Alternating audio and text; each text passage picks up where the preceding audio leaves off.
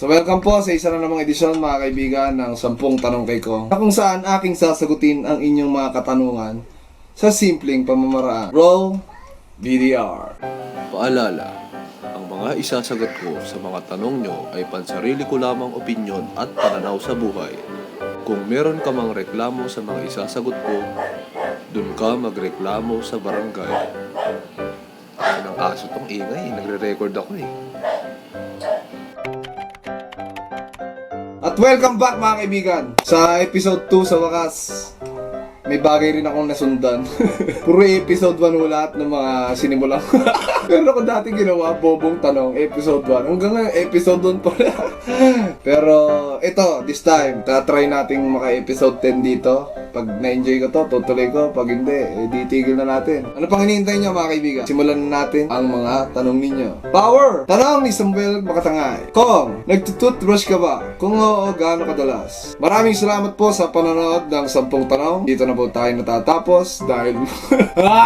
Alam mo ba, Brad, kung gaano kainit dito sa kwarto na to? Para tanungin mo ako ng ganito. Next question. Pero para sagutin yung tanong mo, hindi ako nagtutoothbrush. Tanong ni CBD Spider. Boss Kong, bakit ka ba lagi nakakap? Kahit sa vlogs mo.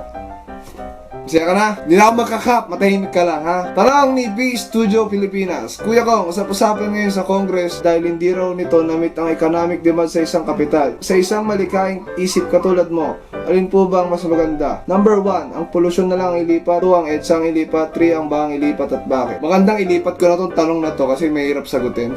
Power! Sobrang hirap naman ang tanong mo, pre. Yung mga ano lang, yung mga kaya namang sagutin ng ano ko, pang ekonomista to mga tanong mo, brad eh. Komedyante na ako. Kayang solvin niya ng Pythagorean theorem. 2 divided by 3 times 4 times 5 times 6 carry 1 under 2. Cannot be, Brad. Power! Power! Kong, ba't wala ka sa pinali ng Super D? Late ka ba na no? Power! Pag sa mga taping mo kasi mga kaibigan, i-text ka nila 1 day before the taping. Power! So halimbawa, bukas yung taping, i-text ka nila ngayong araw. Hindi ko alam ng sa Super D to, pero ang dinay lang ko kasi sa kanila, napaka-unprofessional nito mga kaibigan. Wag na wag nyo gagayahin. Power! Alam mo yun, kaya nga mga kaibigan, feeling ko yan na yung last ko na labas sa TV. Power! Wag nyo na ako expect na lalabas pa sa iba. Power! Ang dinay lang ko sa kanila, lalo pag napanood nila to, nako. Ang dinay lang ko sa kanila, power! May sakit ako. Pero ang totoo niyan, lasing ako kinagabihan nun. Tapos, nagising ako, 11. Ang taping namin, dun pagaganapin sa Valenzuela. Power! So, napakalayo kung galing dito sa amin, mga kaibigan. Ang gagaling pa ako ng Muntinlupa. No? Late na ako ng 1 oras nung nagising ako. So, hindi na ako pumunta. Sabi ko, may sakit ako. Power! Tanong ni Apang, anong pang-edit mo sa beats mo, Sir Kong? Ang ganda kasi ng edit mo eh. Ito yung isang bagay, mga kaibigan, na lagi yung tinatanong sa akin eh, no? Power! Pero ang pang-edit ko, mga kaibigan, sagutin ko na para matigil na ako kayong lahat. Sony Vegas Pro 11. Okay? Tama na, utang na loob. Ha? Power! Sa totoo lang mga kaibigan, hindi naman importante kung ano yung pang-edit mo. Kahit ang pang-edit mo lang na gamit, Windows Movie Maker lang ang gamit mo, no? Kung ang content mo talaga, solid. Hindi importante kung anong gamit mong pang-edit. Pero syempre, meron kang mga bagay na magagawa sa Sony Vegas na hindi mo pwedeng gawin sa Movie Maker. Pero kung ang content mo is cut lang naman, tulad ng ginagawa ko ngayon, pwede na to sa Movie Maker, sa totoo lang. Tanong ni Ira Samson, Kong, paano mag-move on? Yung gas-gas na sagot dito, kumain ka ng burger sa McDo. So hindi ko isasagot sa'yo. Kailangan mo maging busy. Baka kasi hindi ka busy. Tama, sinagot ko yung seryoso ngayon. Nasabihin nyo, tamo nyo seryoso. Power! Yan ang hirap sa inyo eh. Pag binigyan kayo ng gagong sagot, sasabihin nyo, wala bang matinong sagot. Power! Pag binigyan kayo ng matinong sagot, sasabihin nyo, wala bang gagong sagot. Gago pala kayo eh. Power! Pero dapat, maging busy ka lang sa buhay mo, sa mga pinagkakaabalaan mo, okay? Power! Trabaho man yan, work, school, kung ano man yan, kailangan mo maging busy ng sobra. Power! I-focus mo dyan muna yung power! Sarili mo, at ito yung panahon para buuin mo yung putang inang kastilyo mo. Power! Alright, power! Sunod na tanong, Kong, ba't ang baho mo? Tangina mong init dito eh. Power! Sunod na tanong, paano may titigil ang paninigarilyo, boss ko? May mga kaibigan ako na tumigil mag-yosi after nila mag-vape. May mga kaibigan ako na bigla lang tumigil. Power! As in wala lang, pinuto lang nila tapos hindi na sila bumalik. Power! So hindi ko talaga alam kung ano effective Pero ang may sasuggest ko sa'yo, power! Pasok mo siya sa butas ng puwet mo, tas hit-hitin mo. Tignan ko kung manigarilyo ka pa. Power!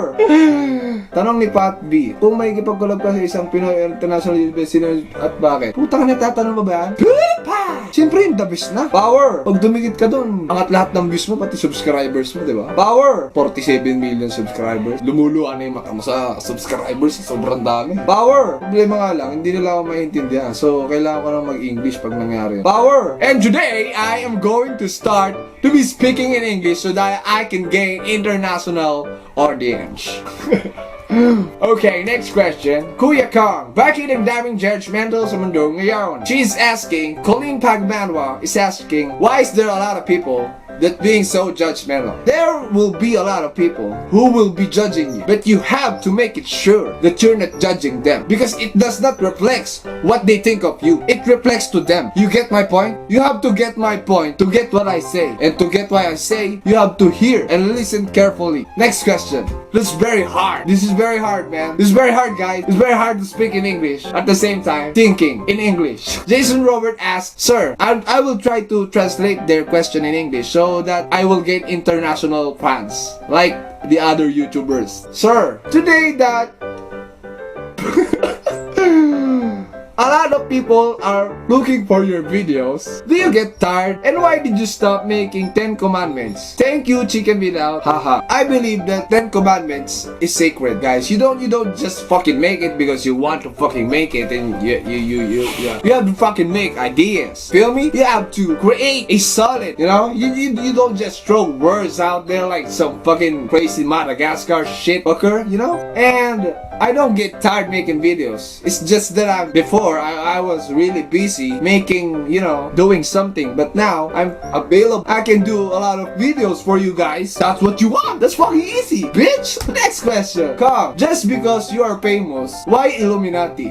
Man, I don't get this misconception that why is it always that people think if someone gets, you know, really famous very fast, they come up with this, you know, bullshit that it's Illuminati and what's so fucking ever, man. I mean, come on, man. It takes fucking hard work to get where we want to be, and not just because of your conspiracy theory.